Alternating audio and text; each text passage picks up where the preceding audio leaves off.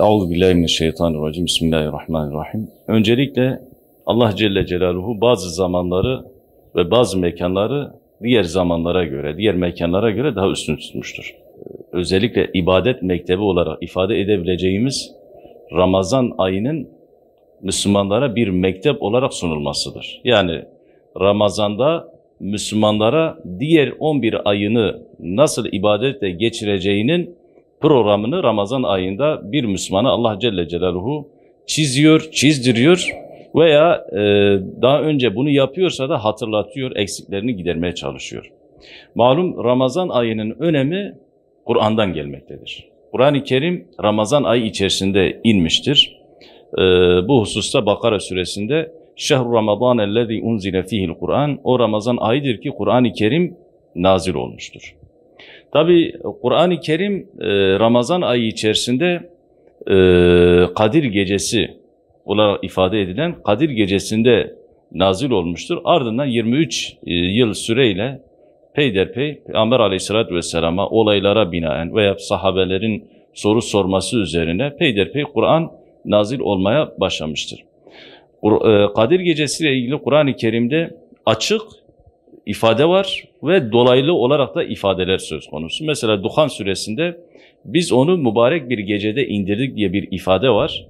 Kadir suresinde de bu Leyletul Kadri, inna enzelnahu fi Leyletul Kadr, biz onu Kadir gecesine indirdik. İşte Kadir gecesi de 1000 aydan daha hayırlıdır. Yani kişinin bugünkü yaşam ömrümüze denk gelebilecek 80 küsür yıla tekabül edecek bir hayrı bereketi içeren bir geceden bahsediyoruz. Peygamber Aleyhisselatü Vesselam da bu hususta şöyle ifade ediyor. Diyor ki: "Men kâme leyletel kadri imanen ve ihtisâbe gufire lehu mâ teqaddem min zenbi."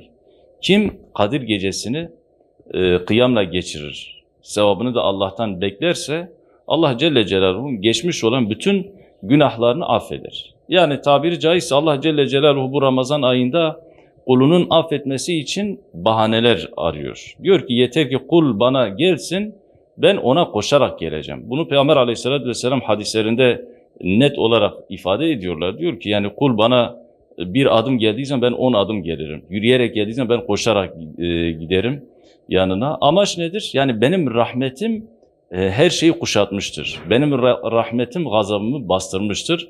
Dolayısıyla kulun affedilmemesi için bu ibadet ticaretinden anlamaması gerekir. Yani affedilmemesi için ya kişi bu Ramazan ayında ben affedilmeyi istemiyorum diyecek ve o inatla Allah'a isyan bayrağını çekecek veya tövbe etmesi yeterlidir. Allah Celle Celaluhu affedecektir. Nitekim Peygamber Aleyhisselatü Vesselam'ın hadislerinde Ramazan ayının başı rahmet, ortası mağfiret, sonu da cehennem azabından azat olunan bir ay olarak ifade ediyor. Kadir gecesine de baktığımız zaman özellikle Ramazan ayının tek geceleri, hatta bazı rivayetler işte baştan itibaren 1, 3, 5 şeklinde gidiyor. Bazı rivayetlerde son 10 gününde arayın. Bazı rivayetlerde son 10 günün tekli gecelerinde arayın. Bazı rivayetlerinde de 27. gecesi olarak ifade ediliyor. Yani genel görüşe göre bizler de 27 gece olarak ifade ediyoruz ama tembellik oluşmasın diye her geceyi de Kadir bil, her geleni de Hızır bil düsturuyla da hareket etmemiz gerekir. Yılın diğer geceleri ve diğer günleri de bizim için Ramazan gibi ve Kadir gecesi gibi değerli gün ve gecelerdendir. Onun için bu günleri, bu geceleri fırsat bilip değerlendirmek lazım.